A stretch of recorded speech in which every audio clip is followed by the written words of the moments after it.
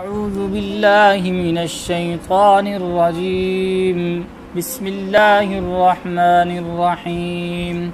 وإذ قال إبراهيم رب اجعل هذا بلدا آمنا وارزق أهله من الثمرات من آمن منهم بالله واليوم الآخر قال ومن كفر فأمتعه قليلا ثم اضطره إلى عذاب النار وبئس المصير.